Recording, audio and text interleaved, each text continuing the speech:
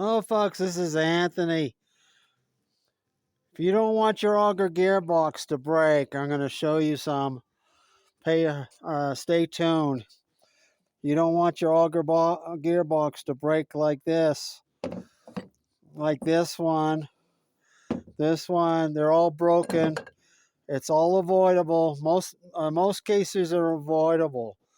Um, you don't have to, you can do everything right. It could still happen.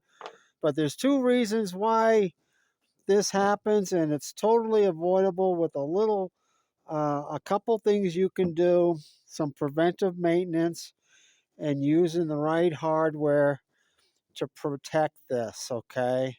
So I'm going to show you that today. First of all, I'd like to thank everybody for liking and subscribing these videos. This kind of preventive maintenance could save you potentially $300, $400 worth of repairs. Parts are in labor. You can see this is all broken up. And I see this half a dozen times every winter, and it's not even, I don't even have a shop. So let me show you a couple things you can do to prevent this expensive repair. The first thing I suggest is that you use the proper hardware. You want to use the proper shear bolts, which are only $1.29 each USD, or this is called the boss pin that goes into your auger lock. This goes up against the auger, and you can use the proper pin, which is designed for this application, to go in this hole here. Now, what a lot of people do is that either the boss pin falls out or breaks, or the shear pin breaks, and they'll use any kind of bolt they can find in their garage. And this is what can happen. This is very expensive. This shaft alone is about $120. And then the labor, if you take it to a shop, they're going to take it all apart. They're going to change the oil seals, change bearings, any kind of gears that are worn or chipped or damaged.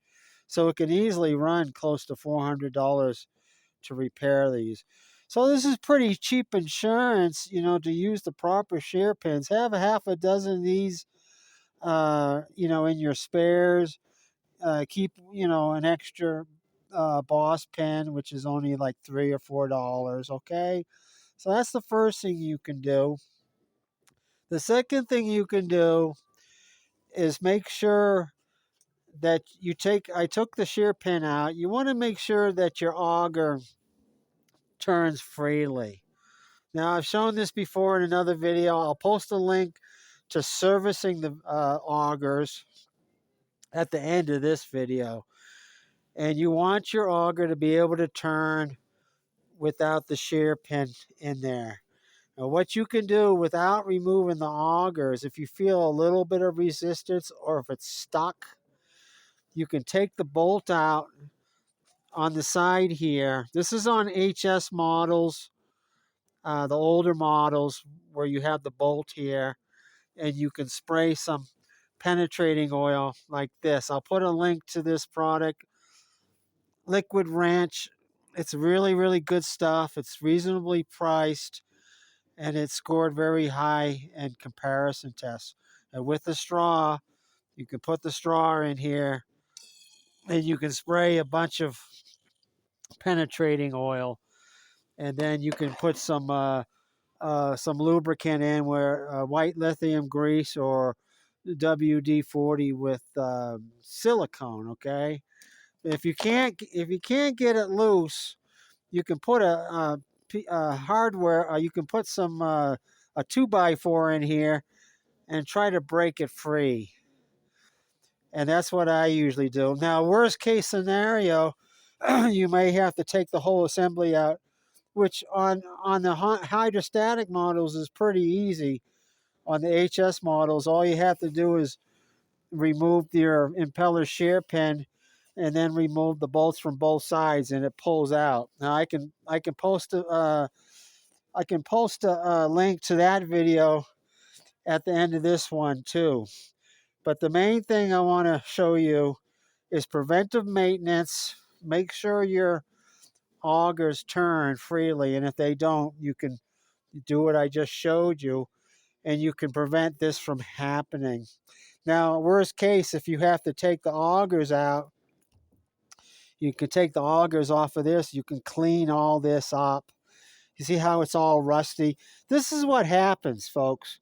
The water gets in here, it rusts up, and then your augers get almost welded onto the shafts here. And when you pick up a rock or a big piece of ice or a piece of firewood or something, and you catch that, and it's already, the auger is already locked onto this rusty shaft, the shear pin's not going to help. And so it's going to break, just like it did here. Most of the times these break because the augers are welded onto these shafts. So if you have to remove your augers, you can do a couple minutes, extra minutes of maintenance and clean this up with steel wool or a wire wheel on your drill and clean all this up. And after it's been cleaned, see here's some rust too. And after it's been cleaned up, you can put some I use copper anti-seize grease because it's a lot thinner than the silver. You don't need as much too. A little bit goes a long way. I'll put a link to this product. It's called Loctite Copper Anti-Seize. I'll put a link in the comments of the video so you can check it out on Amazon. But you know, I do this all the time, and it doesn't take me very long. It takes 5 minutes to remove the, assuming that these are all locked up, no, regardless of what you do, by spraying the fluid in here. It only takes me 5 minutes to take the augers out. I can also check the bearings that are on either side here, repack the bearings with grease if need be, okay? And I can clean this all up in another 5 or 10 minutes, you know, and put some grease on it and then put it all back together, and I'm good to go for several years. So this is the tips that a good tip to do, especially right now where we've got some downtime. There's not much snow in most of the places of the world, and this only takes a few minutes to do, to check. And preventive maintenance will save you a lot of money in the long run. So check out the videos that I put at the end of this one, linking how to remove the augers if necessary, and how to service your gearbox. Oh, one other thing, you can also check your oil in your gearbox, whether it's on the machine or off. When it's nice and when it's level, you can pull this out. You know, it should be filled right up to the bottom of the hole, okay? And if you need some more gear oil, 75 W80 90 gear oil goes into this gearbox. So that's the tip for the day, folks. Thanks for watching. Please like and subscribe, and have a great day.